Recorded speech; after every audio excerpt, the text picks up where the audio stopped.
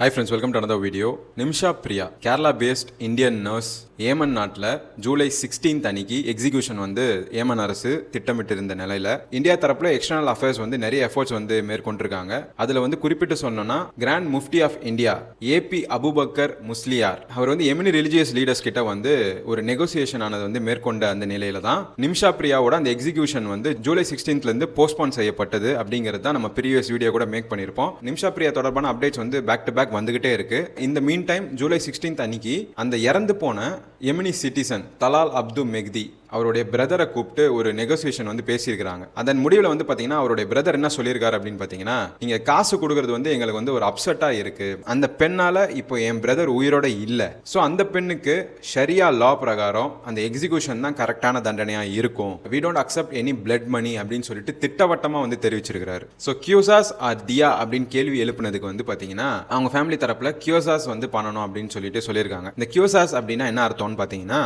ஷரியா லா பிரகாரம் நிம்ஷா பிரியா வந்து எக்ஸிக்யூஷன் தான் கரெக்டான ஒரு தீர்வா இருக்கும் அப்படின்னு சொல்லிட்டு பாதிக்கப்பட்ட அந்த எமினி சிட்டிசனோட ஃபேமிலி வந்து தெரிவிச்சிருக்காங்க. அண்ட் அதை தொடர்ந்து வந்து பாத்தீங்கன்னா இந்தியா தரப்புல இருந்து எல்லா பாசிபிள் எஃபர்ட்ஸுமே வந்து போடப்பட்டு இருக்கு அப்படின்னு சொல்லிட்டு நம்மளுடைய இந்தியன் எக்ஸ்டர்னல் அஃபேர்ஸ் வந்து தெரிவிச்சிருக்காங்க.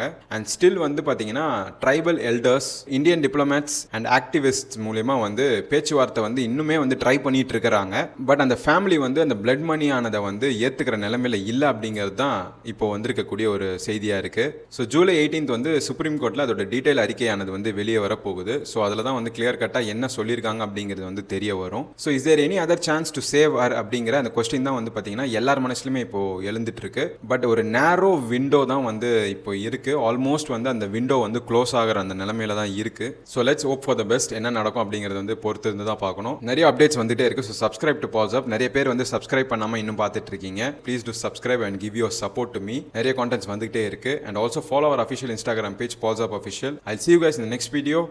Bye.